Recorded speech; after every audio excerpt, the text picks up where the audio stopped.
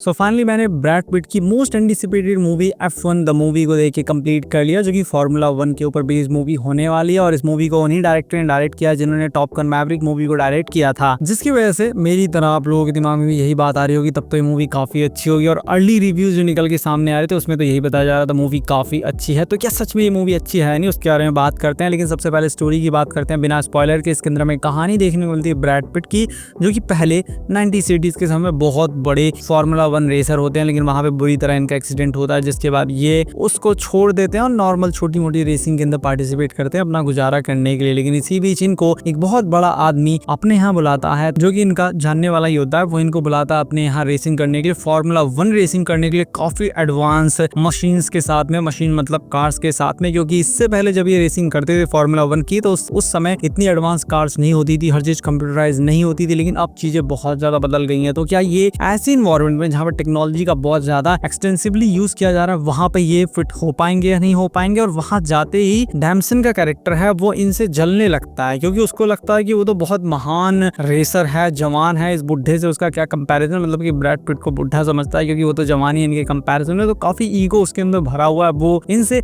Jealous होने लगता है। तो एट द एंड कौन रेस जीतता है? और यहीं से वो पल होता है जब मैं मूवी से तुरंत हुक हो जाता हूँ, क्योंकि अब तो मैं देखना चाहता हूँ कि दोनों में से आखिर बेटर कौन है। क्योंकि ब्रैड पिट का जो कैरेक्टर है वो एक रगिड कैरेक्टर है, जो कि टेक्नोलॉजी के ऊपर ज्यादा डिपेंड नहीं रहता। वो नॉर्मल वर्कआउट करता है, अपने जो पुराने वर्कआउट उसने सीखे उनको करता है, मशीन्स के ऊपर ज्यादा डिपेंड नहीं रहता। और उसके जरिए ही वो धूम मचाना शुरू कर देता है। जहाँ पे जो हमारा हीरो है दूसरा वाला यानी कि डैमसन, वो मशीन्स के ऊपर, टेक्नोलॉजी के ऊपर बहुत ज्यादा रिलाय करता है। लेकिन दोनों में से कौन जीतता? एक जो कि सीधा साधा सिंपल लाइफस्टाइल जीता है वो, यह जो टेक्नोलॉजी के ऊपर डिपेंड करता है। क्या होता है वही आपको इस मूवी के अंदर देखना। और इन्हीं दोनों को देखने के लिए पूरी मूवी में देख डाला, और मूवी इतनी इंटरेस्टिंग मुझे लगी कि मैं पूरी मूवी से हुक्ड रहा। मूवी का जो सबसे बड़ा यूएसपी है वो इसके कमाल के विजुअल्स है। वैसे एक फैक्ट आपको बता देता हूँ, जो लोग मूवी देखते आ रहे बहुत समय से, या जो लोग वीएफएक्स सीजीआई को समझते हैं, उनको मूवी देखते ही पता चल जाता होगा कि सामने मूवी के अंदर सेट्स का यूज किया गया है, वीएफएक्स सीजीआई का यूज किया गया है, ये यहाँ पे रियल लोकेशन का यूज किया गया है। तो इसके ट्रेलर को देखते मुझे पता लग गया था कि इसके अंदर रियल लोकेशन का यूज किया गया, और यहाँ पे रियल F1 ग्रैंड प्रिक्स का यूज किया गया, जहाँ पे पूरी मूवी शूट हुई है। मतलब मूवी के अंदर आप जितने भी बड़े बड़े सीन्स देखेंगे ना, जहाँ पे कार्स हैं, लोग चीयर कर रहे हैं बहुत ज्यादा, वो सारे सीन्स रियल हैं। और इस मूवी के अंदर आप जितनी भी कार चलाते हुए देखेंगे ब्रैड पिट को, डैमसन को, वो सब रियल कार्स हैं। और इनके लिए स्पेशली उन कार को मॉडिफाइड किया गया। मतलब कि बाहर से दिखने में तो वो फार्मूला 1 कार्स हैं, लेकिन अंदर से उनके इंजन विंजन सब चेंज है। क्योंकि फार्मूला 1 कार को चलाने के लिए बहुत ज्यादा ट्रेनिंग की जरूरत होती है, क्योंकि उसका ब्रेक मारना ही सबके बस की बात होती नहीं है, बहुत ज्यादा फोर्स उसमें लगाना पड़ता है। तो इतना ट्रेनिंग करने का टाइम था नहीं, इसी वजह से कार को मॉडिफाई कर दिया, जिसके ऊपर IMAX के कैमरा लगे हुए थे, जिसकी वजह से उसने बहुत ज्यादा कमाल के सीन शूट किए हैं, जिनको देख के आप खुश हो जाएंगे। मतलब कि IMAX के अंदर जब आप मूवी देखेंगे ना, और मैं सजेस्ट करूंगा IMAX 2D में देखिए, आपकी अपनी इच्छा है कि आपको किस में देखना है। लेकिन मुझे IMAX 2D ज्यादा पसंद आता है, जिसके अंदर मूवी बहुत ज्यादा अच्छी लगती है। तो वहां पे जब उन सीन्स को आप देखेंगे ना, आप पूरी तरीके से शॉक्ड हो जाएंगे, जिस तरीके कार वाले सीन्स को दिखाया गया। और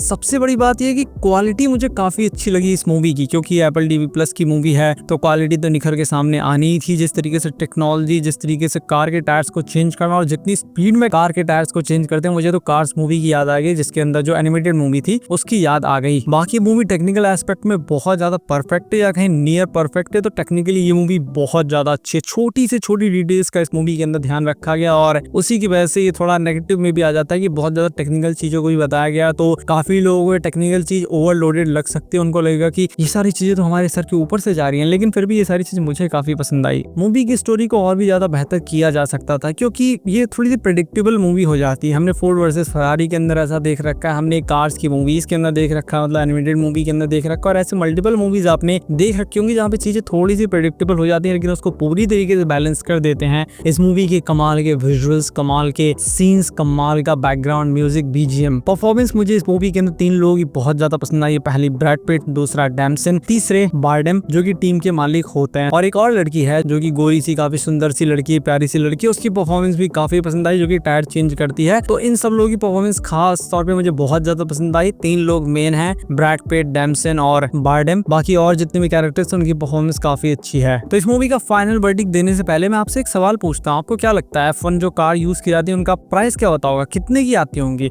तो मैं आपको बता दूं, आपको लग रहा होगा 10-15 करोड़ की आती होंगी। तो जो बुगाटी शिरॉन कार है उसका जो प्राइस है 32 करोड़ के करीब है। लेकिन वो कार, इस कार के आगे छोटी बच्ची साबित होती है, क्योंकि इस कार का जो खाली इंजन है है वो 83 करोड़ का आता है। इस कार की चैसी जो है वो 10 से 12 करोड़ की आती है। वैसे अगर सारे प्राइस की बात करूं मैं कि कितने में टोटल कार बनती है तो वो भी आपको बता देता हूं, आप सुन के शॉक्ड हो जाएंगे। इस कार का engine 83 crore, chassis 10 crore, gear box 5 से 8 crore, rear and front wing 3.3 crore, steering wheel इसका 40 से 80 लाख का आता है। इसके सस्पेंशन सिस्टम 80 लाख से 1.6 करोड़ के आते हैं। इसके जो ब्रेक्स हैं कार्बन वाले वो 1.6 करोड़ के आते हैं। इसके जो टायर के सेट्स हैं, क्योंकि एक सेट की कीमत $2700 होती है, 13 सेट लगते हैं 13 रेसेस के लिए, तो 30 से 35 लाख के टायर्स लग जाते हैं। तो टायर्स यहाँ पे सबसे सस्ते हैं। बाकी टेलीमेट्री और जो अदर सेंसर्स होते हैं उनकी कीमत 1.6 करोड़ से ज्यादा है। और इसका जो पेंट और एरोडायनेमिक्स रैप है वही 80 लाख से ज्यादा की आ जाती है। बाकी टीम के ऊपर खर्चा, R&D के ऊपर खर्चा, और जो इंटरनली ये कंपनीज खुद के पार्ट्स डिजाइन करती हैं कार के लिए उस पे भी बहुत ज्यादा खर्चा लग जाता। तो इसकी वजह से कार का प्राइस बहुत ज्यादा चला जाता। और अगर पर सीजन के ऊपर एक टीम कितना खर्चा करती है उसकी बात करें तो $135 मिलियन